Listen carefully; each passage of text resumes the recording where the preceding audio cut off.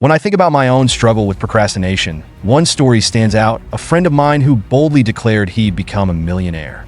This wasn't your typical high achiever. His grades were average at best, and he spent most of his time vaping or lounging. Despite this, his conviction was impressive, like watching someone build a sandcastle in a hurricane. Fast forward 2 years, and nothing had changed. He was still the same guy with big dreams, but zero follow-through. Sound familiar?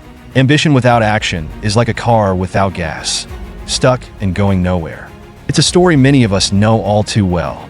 We dream big but fail to take the necessary steps, stuck in a cycle of excuses and wishful thinking. But here's the kicker. Every big success starts with small, deliberate actions. This tale isn't about mocking ambition. It's about learning the hard truth that without fuel, action, even the boldest dreams stall. So, let's figure out how to fill that tank. Here's a cold, hard truth about success. It doesn't come from binge-watching motivational videos or scribbling plans in a fancy notebook. Those things might feel productive, but they're just illusions of progress. The real magic happens when you get up and take the first step, even if it's small. I used to be stuck in the cycle of "I'll start tomorrow," convincing myself that procrastination was just a harmless delay. But days turned into weeks, and weeks into months, with little to show for my grand plans. Sound familiar? That's because planning without action is procrastination in disguise. To break the cycle, start with one small, manageable task. Maybe it's a 10-minute workout, a quick email, or organizing your desk. What matters is that you start.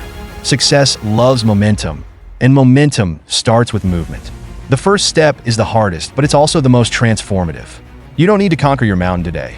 You just need to take the first step towards climbing it. Now let's talk about building discipline, a concept that's often shrouded in buzzwords like dopamine detox and monk-like routines. Sounds impressive, right?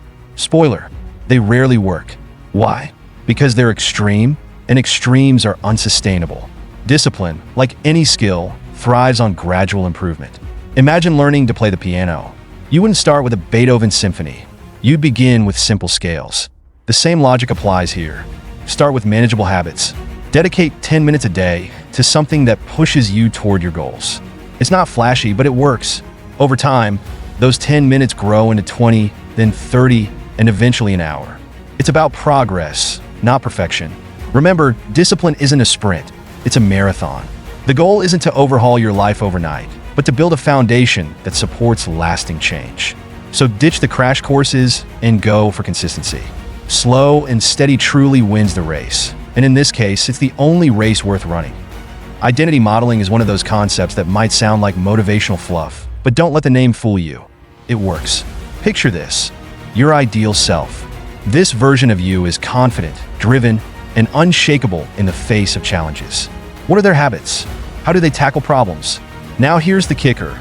Instead of waiting for some magical transformation, you start acting like that person today. This isn't about pretending or faking it.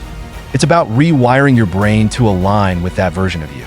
Imagine yourself at the gym, working harder than ever, or at your desk, completely immersed in meaningful work. The more you visualize and embody these traits, the more natural they become. Over time, the line between who you are and who you aspire to be starts to blur. Small actions compound into big changes, and suddenly, you're not just dreaming about being him. You are him. So ask yourself, what would your future self do today? Affirmations have always gotten a bad rap, probably because they're often associated with cheesy self-help cliches. But let me tell you, they're far more powerful than they seem. At first, saying something like, "I am successful" or "I am disciplined" feels strange, even disingenuous. You might think, who am I kidding? But here's the thing. Your brain doesn't differentiate between truth and repetition. What you tell yourself consistently becomes your reality. Think of affirmations as seeds you plant in the garden of your mind. At first, nothing seems to happen. But with consistent care, watering them daily, by repeating those phrases, they begin to grow. I started small, telling myself, "I've got this," every morning. Over time, it became my default mindset. The key isn't perfection, but persistence. Doubt might creep in, but don't let it stop you. Keep watering those seeds, and one day, you'll look back and marvel at the forest you've grown. Laziness is the ultimate saboteur of dreams. Let's not sugarcoat it. Procrastination feels great in the moment. Binge watching your favorite show or scrolling social media might give you that instant hit of dopamine, but it's a trade-off. You're borrowing happiness from your future self, leaving them with nothing but regret. So, how do you fight back? First, acknowledge that inner voice tempting you to slack off. It's not your friend. It's your biggest enemy in disguise. Call it out. Replace it with your higher thinking self, the version of you that prioritizes long-term gains over short-term pleasures. When laziness whispers, "Just one more episode," respond with, "Not today, buddy." Next, set clear, actionable goals. Break big tasks into smaller ones to make them feel less daunting. And finally, reward yourself for progress. You're not a robot, and small victories deserve celebration. Laziness might be persistent, but with consistent effort, you can outsmart it every time point. One of the most underrated tools for fighting procrastination is visualization. It's not just about seeing your future self achieving a goal, it's about feeling it. Imagine yourself walking onto the stage to accept an award, the pride swelling in your chest, or finishing a major project and basking in the sense of accomplishment. These mental images create a psychological anchor, connecting your current actions to future rewards. When you visualize your ideal self, you're not just daydreaming. You're training your mind to see your goals as achievable and real. This practice creates a feedback loop where the thought of success motivates action, and action reinforces belief. To make visualization even more effective, tie it to specific, actionable steps. For example, if your goal is to write a book, visualize not just the finished manuscript, but the process of writing a chapter. By focusing on both the journey and the destination, you'll find it easier to bridge the gap between intention and action. Another critical piece of the productivity puzzle is setting up your environment for success. Let's be honest. If your workspace looks like a tornado hit it, your mind is likely just as cluttered. A chaotic environment fuels distractions and procrastination. The good news? A few simple changes can work wonders. Start by decluttering your space. Remove unnecessary items, organize your tools, and create a setup that inspires focus and creativity. But don't stop there. Consider how other factors like lighting, noise levels, and even temperature impact your ability to concentrate. Experiment with small adjustments until you find what works best for you.